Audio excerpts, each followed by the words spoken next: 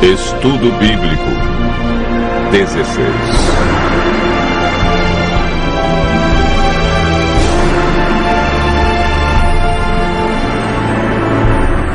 O mandamento esquecido.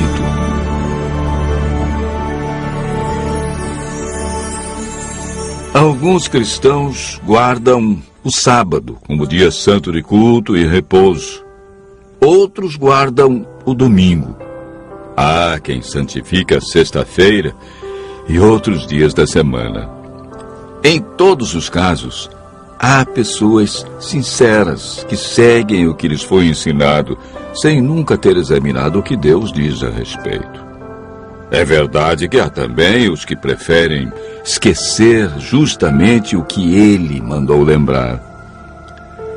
A Bíblia, que é a palavra de Deus escrita, é a única autoridade máxima para responder à pergunta: que dia devemos observar como santo?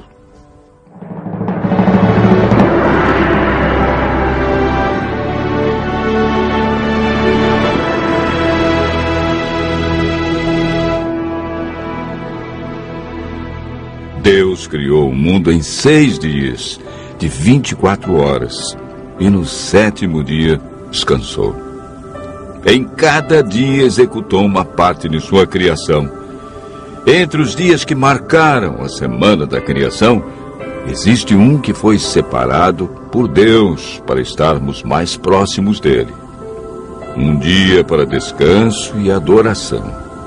Um dia para servir as pessoas e receber bênçãos especiais. Marcos relata as palavras de Jesus. O sábado foi estabelecido por causa do homem, e não o homem por causa do sábado. Marcos, capítulo 2, verso 27. Esse texto diz claramente que o sábado foi feito por causa do homem. Não diz que foi por causa do judeu, do hebreu, do grego, do gentio. Diz homem no sentido genérico, para referir-se ao ser humano, homem e mulher. A Bíblia é clara em afirmar em Êxodo capítulo 20, verso 10, que o 7º dia é o sábado do Senhor teu Deus. Vejamos agora a origem do sábado na Bíblia e a sua observância na história bíblica. Gênesis, capítulo 2, versos 1 a 3. Assim, pois, foram acabados os céus e a terra, e todo o seu exército. E havendo Deus terminado no dia 7º a sua obra que fizera, descansou neste dia de toda a sua obra que tinha feito, e abençoou Deus o dia 7º, e o santificou, porque nele descansou de toda a obra que como Criador fizera. O sábado é o memorial da criação e foi instituído por Deus antes da entrada do pecado. Adão e Eva foram fiéis observadores do sábado. Moisés viveu cerca de 1500 anos antes de Cristo e ensinava a observância do sábado nos seus dias. Mesmo antes de receber os 10 mandamentos no Monte Sinai, ele sabia que Deus reservara um mandamento sobre a guarda do sábado. Em Êxodo capítulo 16, verso 23, lemos: E isto é o que disse o Senhor: amanhã é repouso, o santo sábado do Senhor. E quando alguns desobedeceram, foram repreendidos por Deus com as seguintes palavras: Até quando recusareis guardar os meus mandamentos? Êxodo, capítulo 16, verso 28. O profeta Isaías, que viveu cerca de 700 anos antes de Cristo, afirmou e declarou sobre o dia de adoração: Se desviares o pé de profanar o sábado e de cuidar dos teus próprios interesses no meu santo dia, se chamares ao sábado deleitoso e santo dia do Senhor, digno de honra, e honrares, não seguindo os teus caminhos, não pretendendo fazer a tua própria vontade, nem falando palavras vãs. Portanto, o profeta Isaías ensinou a validade do quarto mandamento. Isaías capítulo 58, verso 13. Através do profeta Jeremias, Deus confirmou em seus dias a validade do sábado.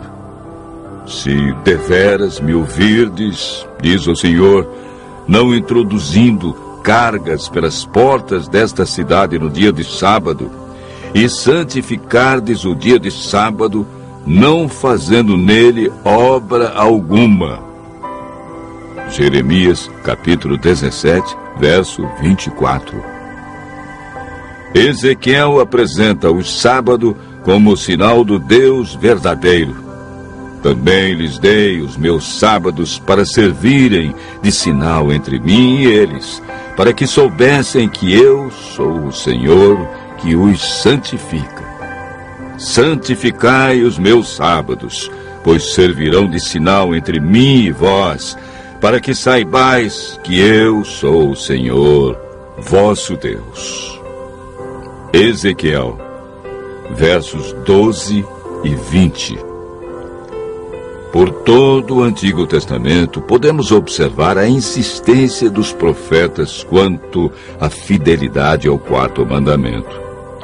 Mas o que ensina o Novo Testamento quanto à observância do sábado?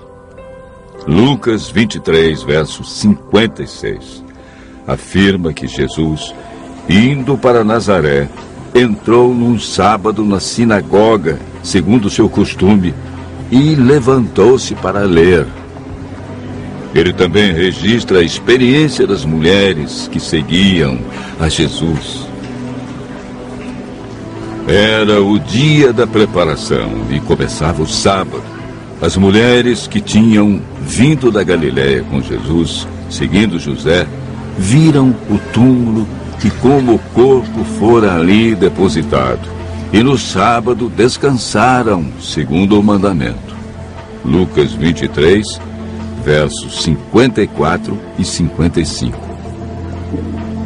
Mesmo após a morte de Cristo, elas obedeceram ao quarto mandamento, pois Jesus não havia ensinado nada diferente. Os apóstolos mantinham também o costume de Jesus. Atos capítulo 17, verso 2, diz: Paulo, segundo o seu costume, foi procurá-los e por 3 sábados arrazoou com eles acerca das Escrituras. Mesmo onde não havia sinagoga, ele adorou a Deus no sábado. Atos capítulo 16, verso 13.